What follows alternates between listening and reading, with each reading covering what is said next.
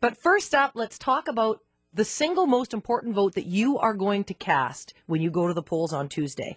And I have a confession to make about that. I voted against STV in the last election. I even campaigned against it in the last election. That's the single transferable vote for those of you who haven't been paying rapt attention to politics and instead been tuned to the Canucks. It was an idea that was spawned by an assembly of nonpartisan, everyday citizens, and at the time, I have to say, it didn't appeal to me. At the time, I believed that my vote was right because I liked our first-past-the-post system. Now, of course, looking back, I realized that at the time I liked it because our current system served my personal interests as a politician very well, thank you very much. I was an elected politician. I'd been chosen by the first-past-the-post system. And I, like many of the entrenched interests who are today fighting STV, didn't see a need to change a system that worked very well for me. But since I've been out of politics, my views have changed. Part of it's been due to the fact that I sit here in this chair every single day and I hear from you. And what do I hear when I talk to you about politics? I hear that people are sick to death of the way our political system works.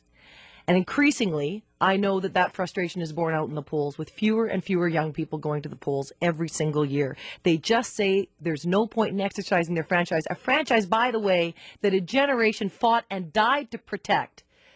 They say that there's no point in doing it because their vote doesn't matter. I hear you say that you're sick of seeing your vote being thrown away. You're sick of the fact that if you live in one of the 2/3 of the ridings that are considered safe and you don't choose to vote for the incumbent party, your vote goes in the garbage can. I hear you say that you're sick of politicians who ignore their constituents and they do what their leaders and their parties tell them to do instead. You're sick of politicians who attack each other with relentless vitriol that poisons us all, I think, against our entire democratic process. I hear you saying that you're sick of voting for a party even when the person that the party has chosen for you is someone who you think would embarrass you. Now, those are all things that bother you, but I can guarantee you that they are not things that bother the hacks and the backroom boys and the politicians who are currently served and elected by our first-past-the-post system. And when I look at so many of the people who are actively campaigning against STV, that is exactly what I see, including some of the ones you hear regularly here on this station, CKNW. I see people whose interests, and in many cases whose income, is dependent on keeping our system the way it is. People who, unlike you, relish the ugly realities of the first-past-the-post system. And they are scared because STV will change things. It will force politicians to compete for all of your votes. They will be looking to you to be your first choice, but if they don't get it, they want to be your second choice or your third. And in that context, no MLA is safe forever. Every vote will be counted. And we'll stop throwing away over half the votes that we throw away in every election because they're cast in safe seats. Second, politicians will be forced to listen to their communities first and their leaders and their parties second. When you vote, you will have several choices to pick from amongst your favorite party. Now, if, for example, you're a committed BC Liberal, wouldn't it be nice to be able to choose the BC Liberal among them who was brave enough to stand up against his or her party to stop that prison or that road from going through your backyard? Wouldn't it be nice to choose the one who actually listened to you between elections? Third, STV will give you choices from among the individuals, and you will get the chance to select the one that you think is the smartest, the one that you think is the most ethical, someone that you think you can respect. How many times have you walked into the polls and found that the political party that you like has foisted a candidate on you who you think's an embarrassment, but you end up voting for them anyway because you like the party that they're with?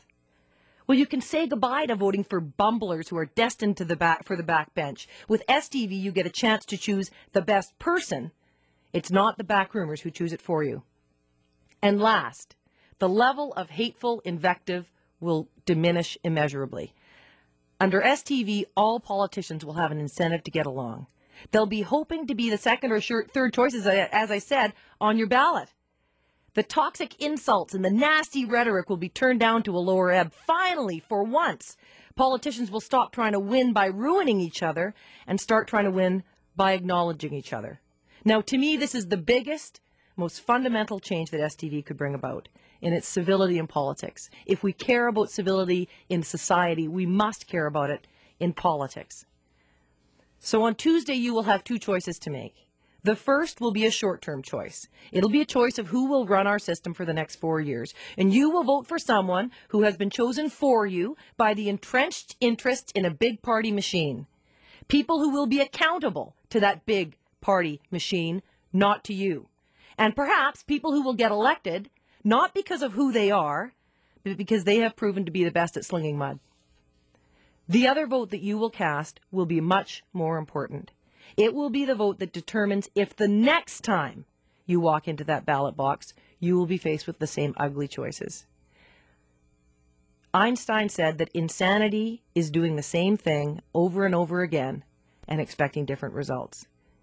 We have a chance in this election, perhaps a once-in-a-lifetime chance to do things differently. We have a chance to change our political system and remake it into something we can have some measure of faith in.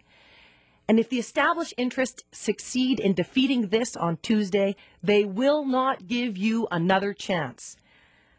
I hope British Columbians take this chance. This is a chance for real change. I hope that you will join me on Tuesday in voting in favor of the single transferable vote. This is Christy Clark. You're on CKNW News Talk 980.